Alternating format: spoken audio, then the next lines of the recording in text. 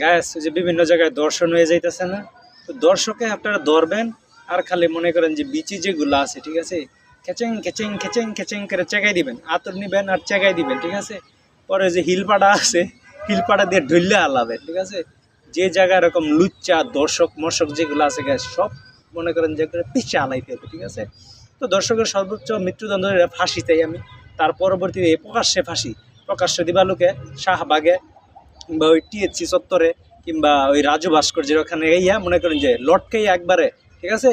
ওই যে এই করছে না মেট্রো রেলের উপরে যে ইটা আছে ওখানে নটকাইয়া নুনুটা মধ্যে রশিদ বাইন দেয়া নটকাবো, নটকে মনে করেন যে ডাইরেক্ট ক্রস ফায়ার করে মাইরা লাভ এবং লাভ ঝুলাই দিব মনে করেন যে 10-12 দিন 15 দিন এরকম করে ঝুলাই দিল।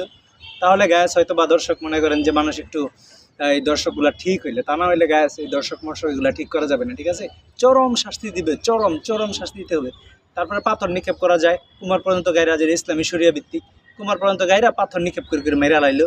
এরকম যদি কিছু দৃষ্টান্ত স্থাপন করা যায় তাহলে হয়তো আস্তে আস্তে কমতে পারে। তা না হইলে গ্যাস ওই 5 বছর 10 বছর যাবজ্জীবন কারাদণ্ড দিলেন, তারপরে কয়দিন পরে দেখবেন যে আবার ছাড়া পেয়ে গেছে, ঠিক আছে। এরকম যদি নিদর্শনমূলক যদি শাস্তি না দেওয়া হয় তাহলে জীবনেও ঠিক হবে না, তাহলে মানুষ ভয় পাইতো না, ঠিক আছে। ভয় সৃষ্টি করতে হবে, মানুষের ভিতরে আতঙ্ক সৃষ্টি করতে হবে যাতে মানুষ এগুলা বিরত থাকে, ঠিক আছে। তো আমি এই দর্শকের সর্বোচ্চ শাস্তি চাই, এবং যারা তোমরা দর্শক মর্শক আছো ভালো হয়ে যাও, ঠিক আছে। সেচ্চা আলাবো, কিন্তু সেচ্চা আলাবো কই দিলাম আমি, সেচ্চা আলাম তোমার বালা না বন্ধ করে। সবাই ভালো থাকুন, সুস্থ থাকুন, গুড বাই, টাটা।